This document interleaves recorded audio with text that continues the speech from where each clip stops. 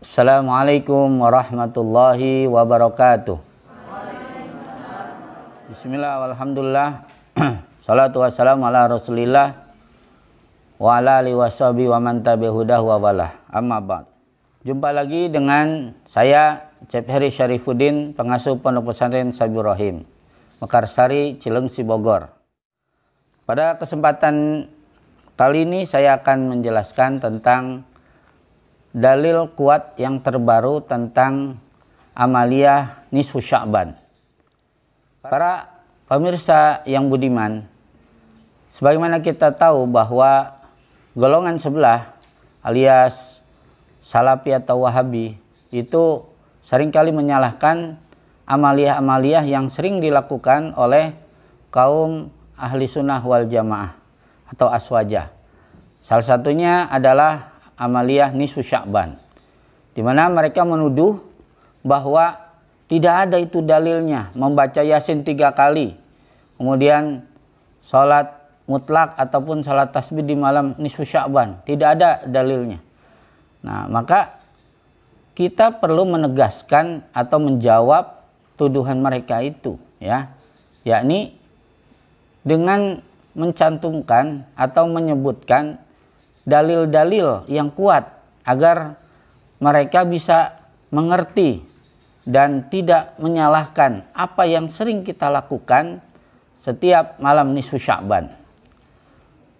Kalau kita mau meruntut, ya, dari sebab apakah para ulama dulu itu menyuruh kita untuk membaca Yasin 3 kali, kemudian sholat tasbih atau sholat mutlak di malam nisfu Sya'ban. Nah, itu tentunya ada latar belakangnya. Di mana latar belakangnya itu? Yakni di dalam hadis-hadis Nabi dan firman Allah Subhanahu wa taala yang berkaitan dengan amaliyah nisfu Sya'ban tersebut. Di sini saya akan membawakan beberapa hadis dan ayat sebagai penunjang dan dalil, ya, amaliyah nisfu Sya'ban. Yang pertama adalah hadis dari Abu Umamah radhiyallahu an dari Rasulullah SAW. Beliau bersabda, "Khamsul layalin la turaddu fiha da'watun."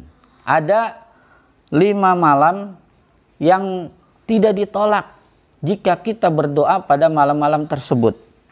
Yang pertama adalah awwalul lailatin min Rajab, malam pertama bulan Rajab.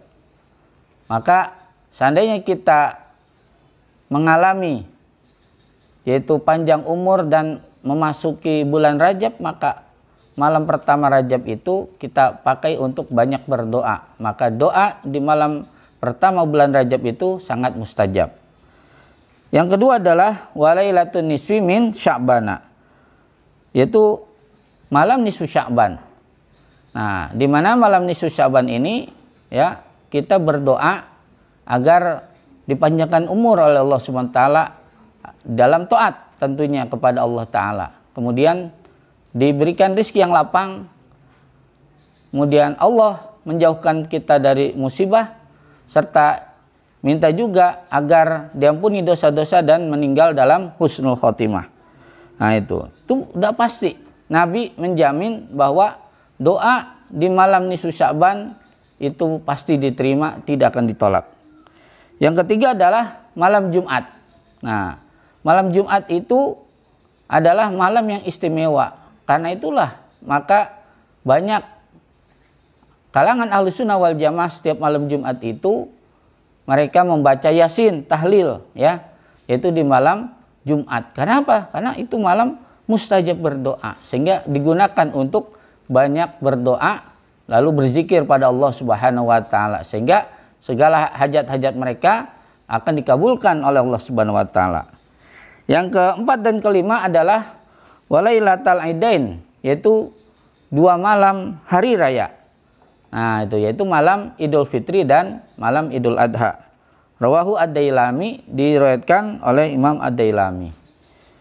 Nah, ini menunjukkan bahwa inilah yang menjadi dasar mengapa kita berdoa di malam nisfu Sya'ban. Ini hadisnya. Nah, kemudian kita itu di dalam berdoa tentunya ingin segera dikabulkan oleh Allah SWT. Nah, maka untuk terkabulnya itu ada syaratnya. Nah, ini akhirnya nyambunglah dengan Quran surat Fatir ayat 10 ya. Di mana Allah SWT berfirman, "Ila yas'adul kalimut thayyibu wal amalu sholihu yarfa'uh." Kepada Allah lah naik segala kalimah yang baik. Nah, kalimah yang baik itu apa? Di dalam tafsir Ibnu Katsir juz 3 halaman 548 dan 549 dijelaskan bahwasanya kata Ibnu Abbas radhiyallahu an, sahabat Nabi yang ahli tafsir, makna kalam thayyibu adalah zikrullah taala ya, yaitu zikir, mengingat Allah Subhanahu wa taala. Nah, jadi kita berzikir, berdoa pada Allah Subhanahu wa taala itu akan diterima oleh Allah Subhanahu wa taala ya, ngangkat ke atas langit. Tapi yang ngangkatnya itu apa? Yakni amal soleh. Amal solehnya itu banyak ya. Di antaranya apa? Baca Al-Qur'an ya. Kemudian sedekah atau berpuasa ya. Nah, dan lain sebagainya. Nah, oleh karena itulah, maka kalau kita berdoa saja atau berzikir saja ya, kalau tidak didasari dengan amal soleh yang tadi disebutkan, maka doa dan zikir kita itu lambat untuk dikabulkan Allah Subhanahu wa taala ya. Nah, di sini disebutkan oleh Al Hasan dan Qatadah, la yuqbalu qaulun illa bi amalin. Tidak diterima ucapan atau zikir ataupun doa illa bi amalin kecuali dengan didorong oleh amal soleh. Jadi amal soleh ini yang akan menjadi roketnya, yang akan segera menyampaikan ya, nembus langit sampai kepada Allah Subhanahu wa taala. Nah, itu. Wal amalu sholihu yarfa'u. Ya. Nah, di sini juga dijelaskan lagi oleh Mujahid, lalu Abul Aliyah, Ikrimah, Ibrahim An-Nakhai, Ad-Dhahak dan seterusnya. Bahwa al amalu sholihu yarfa'u al-kalamut thayyiba. Jadi amal soleh itu akan mengangkat ucapan-ucapan yang baik, yaitu doa dan zikir tadi. Nah, itulah. Jadi makanya kita ketika berdoa di malam nisfu Sya'ban itu harus didukung dengan apa? Dengan amal soleh apa? Yakni tilawatil Quran. Nah, dalam Al-Quran jantungnya apa? Yaitu ya Yasin. Ya, kan Nabi menjelaskan atau menyebutkan qalbul Quran Yasin ya, jantungnya Al-Quran itu adalah Yasin. Ini berarti apa? Ini memegang peranan vital dan sentral Yasin ini ya. Nah, itu sehingga disebutnya jantungnya Al-Quran. Dan juga ternyata apa? Yasin itu memiliki pahala yang luar biasa ya. Yakni apa? Dalam hadis yang lain dijelaskan, siapa yang membaca Yasin 1 kali, maka dia berpahala menghatamkan Quran 10 kali ya. Ini luar biasa ya. Ternyata bisa mengalahkan Al-Ikhlas ya, yang hanya sepertiga Al-Quran ya. Nah, itu. Jadi ini luar biasa ternyata. Yang enggak semata-mata ulama itu menyuruh kita untuk membaca Yasin ya, karena memang banyak keistimewaan yang terdapat dalam Yasin ini. Nah, kemudian kita itu biasanya sebelum atau sesudah membaca Yasin itu ada yang menjalankan sholat sunnah ya, baik sholat sunat mutlak yang 2 rakaat ataupun sholat tasbih. Tapi yang paling bagus itu adalah sholat tasbih ya, supaya pas dan nyetel dengan nisfu Sya'ban, di mana nisfu Sya'ban juga adalah malam pengampunan dosa. Nah, kita bisa tahu di dalam hadis Nabi riwayat Ahmad dari Abdullah bin Umar radhiyallahu anhuma, anna Rasulullah SAW qala, bahasanya Nabi SAW bersabda, yatlallahu azza wa jalla ila khalqihi lailatan nisfi min Sya'bana. Jadi Allah itu melihat kepada hamba-hambanya itu di malam nisfu Sya'ban. Terus fayagfiru li ibadihi. Lalu Allah mengampuni hamba-hambanya itu. Jadi dosa-dosa hambanya itu diampuni oleh Allah Subhanahu wa taala pada malam nisfu Sya'ban. Illa isnaini, kecuali 2 orang. Siapa itu? Musyahinun wa qatilun nafsin, itu orang yang mengobarkan fitnah, yang suka menyebar berita-berita hoak ya, yang tidak jelas juntrungannya, benar atau tidaknya tidak langsung cek recheck, main sebarkan. Nah, itu termasuk musyahinun ya. Tidak akan diampuni dosanya Allah Subhanahu wa taala ya, atau yang selalu memprovokasi di mana pelakunya provokator ya. Yang tadinya keadaannya adem, ayem, tentrem akhirnya menjadi risih, rusuh, resah ya. Nah, itu sehingga timbul yaitu anarki ya, kemudian ya kerusakan di mana-mana. Nah, itulah. Maka karena bahayanya fitnah atau musyahinun ini ya, orang yang suka memprovokasi, yang menebarkan berita hoak ya dan fitnah keji itu, maka Allah tidak mengampuni dosanya. Gitu juga qatilun nafsin, orang yang membunuh jiwa. Nah, gitu. Jadi orang yang membunuh jiwa itu ya, itu disebutkan dalam Al-Qur'an faqannama qatalana sajami'a. Jadi dia itu sama saja membunuh semua orang ya. Nah, kita lihat dalam sejarah Nabi Adam ya, beliau punya putra yaitu Qabil dan Habil ya, di mana Qabil membunuh Habil. Nih, Qabil aja turunannya udah miliaran ya sampai sekarang. Nah, bagaimana kalau Habil hidup ya?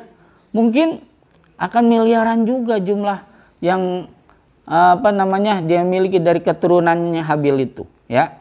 Nah, itu jadi membunuh satu jiwa sama dengan membunuh semua manusia ya, sama juga dengan wanita yang melakukan aborsi ya. Siapa tahu tuh bayi yang digugurkan itu nanti dia punya anak, punya cucu, punya cici terus gitu kan, uyut dan sebagainya. Nah, itu bisa nyampe ratusan bahkan ribuan nanti ke bawah gitu kan.